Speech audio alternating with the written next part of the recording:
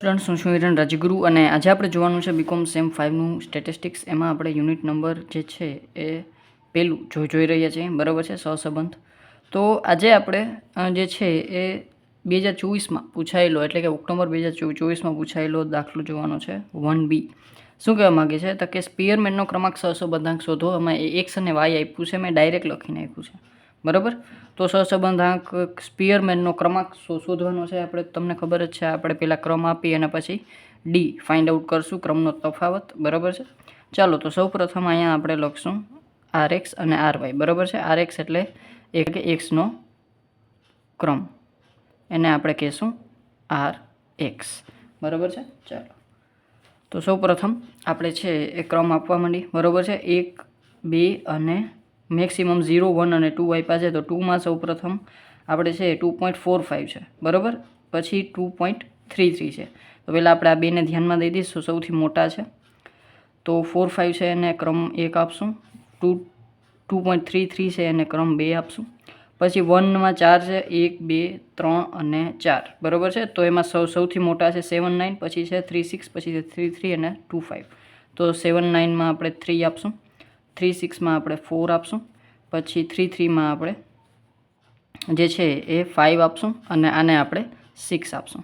પછી 0 પોઈન્ટમાં 2 છે, એક 4, 6 છે અને એક છે એ 7, 5 છે. તો 7, 5 મોટા છે, તો એને આપણે 7 અને આને આપણે 8. એવી જ રીતે આપણે વાયનો ક્રમ આપી દઈએ, એટલે કે આર વાય, બરાબર છે. તો ચાલો આર વાયમાં સૌથી મોટું 2 પોઈન્ટમાં છે, બરાબર છે. પછી 1 પોઈન્ટમાં છે અને 0 છે. તો 2 પોઈન્ટમાં સૌથી મોટું કોણ છે તો કે 2.89, બરાબર છે. તો 89 સૌથી મોટા છે. પછી 6, 3 છે, પછી 4, 5 છે અને પછી 3, 2 છે. તો ચાલો આને 1, પછી 6, 3 ને આપણે 2, પછી 4, 5 ને 3 અને 2.32 ને આપણે 4.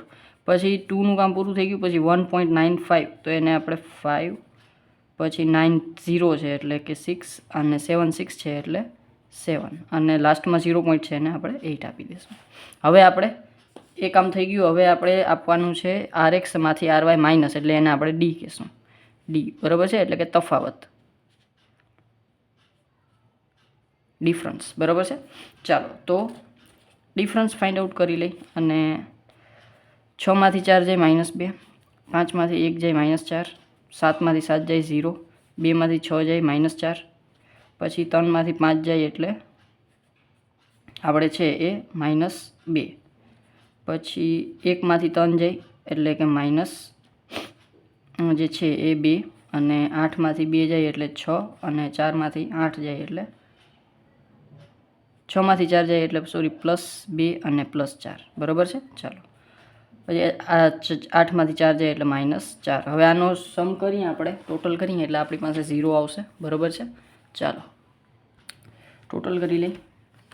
2 + 4 + -4 -2 -2 +6 -4 એટલે કે 0, બરાબર છે. એટલે કે આપણું બધું છે એ સાચું છે. હવે આપણે ડીનો સ્ક્વેર ફાઇન્ડ આઉટ કરી લેશું. ચાલો તો ડીનો સ્ક્વેર, ચાલો તો ડીનો સ્ક્વેર કરશું. 2 દુ 4, ચોકે ચોકે 16, 0 ચોકે ચોકે 16, 2 દુ 4, 2 દુ 4, 6 6 36 અને ચોકે ચોકે 16. માઇનસ છે બધા સ્ક્વેર કરીએ એટલે પ્લસ થઈ જાય. 4 + 16 + 16 + 4 + 4 + 36 + 16 એટલે એ આવશે 96. ચાલો તો આ આવશે સિગ્મા ડી સ્ક્વેર, આપણી પાસે 96. ચાલો તો હવે આપણે કાંઈ નથી, ફોર્મ્યુલા મૂકી અને આપણે વેલ્યુ પુટ કરવાની છે. આપણે આર ફાઇન્ડ આઉટ કરવાનો છે. તો આર = આપણે છે એ 1 - 6 સિગ્મા ડી સ્ક્વેર એના છેદમાં જે છે n બ્રેકેટમાં n² - 1. આ આપણી પાસે આપણો ફોર્મ્યુલા છે, બરાબર. આમાં કોઈ પણ જે છે એ રકમ રિપીટ થતી નથી, નકર આપણે m વાળો ફોર્મ્યુલા મૂકવો પડે, m² - m એના છેદમાં n, બરાબર છે. પણ આમાં આપણે કાંઈ પણ જાતની વસ્તુ છે એ કરવાની નથી. તો અહીંયા 1 - 6, 6 એને ગુણ્યા સિગ્મા ડીનો સ્ક્વેર છે 96, એના છેદમાં આપણે n છે કેટલા છે તો કે 1 2 3 4 5 6 7 8, તો 8 છે આપણી પાસે. ચાલો તો 8નો સ્ક્વેર -1.